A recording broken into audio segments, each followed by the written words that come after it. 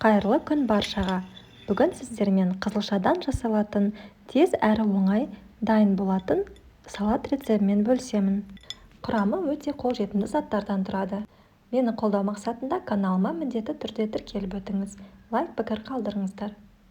Ендеше бізге қажет заттарды таныстыра кетейін. Бізге орташа көлемдегі 10 қызылша қажет болады. Қызылшаны мен алдын ала суға қайнатып пісіріп алдым. Немесе сіздер мантаваркаға пісірсеңіздер де болады. Салат дайындауға бізге терка қажет болады. Және де дәміне қарай чеснок қосамыз, сарымсақ.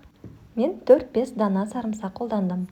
Әрине сосын тұз қосамыз, майонез және де жаңғақты бөліктеп қосатын боламыз. Мінекей видеода көрсетілгендей терканың көмегімен қызылшамызды өткізіп шығамыз. Қызылшаны терканың ірі бөлігінен өткіздім. Сосын сарымсақты жіңішке тесігінен өткізіп шықтым. Дәміне қарай тұз қостым. Әдемі дәм беру үшін салатқа майонезді қосып араластырамыз.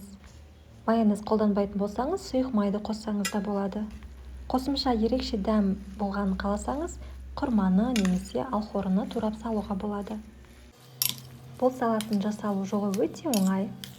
Барлығын үккіштен өткізіп, қасықпен жақсылап араластырып шығасыздар. Мінекей салатымыз жақсылап араласты. Енді оны тарелкеге орналастырамыз. Бұл салат 2 порция шығады.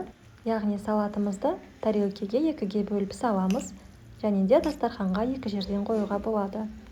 Бұл салатты күнделікті жасауға да болады, немесе қонақ дастарханына қойсаңыз да болады. Уақытыңызды үнемдейді әрі пайдалы дәмді салат. Бір күн алдын қызылшаны қайнатып қойсаңыз, одан да тез уақытыңызды үнемдейтін болады. Осылай қасықтың көмегімен барлығын біріктіріп дөңгелетіп шығамын.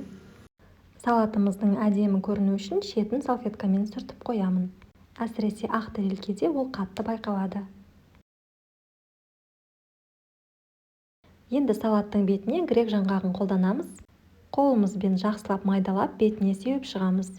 Жаңғақты салаттың ішіне де араластырып қосуға болады, немесе тек бетіне қоссаңыз болады.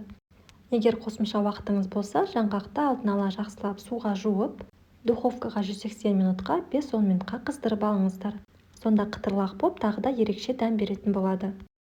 Міне біздің салатымыз дайын. Өте ең оңай салат деп айтуға болады. Әрі өте тез жасалады. Сіздер де міндетті түрде жасап көріңіздер.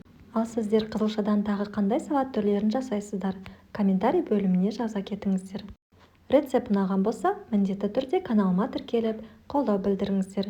Лайк, пікір қалдырыңыздар. Келесі кездескенше сау болыңыз.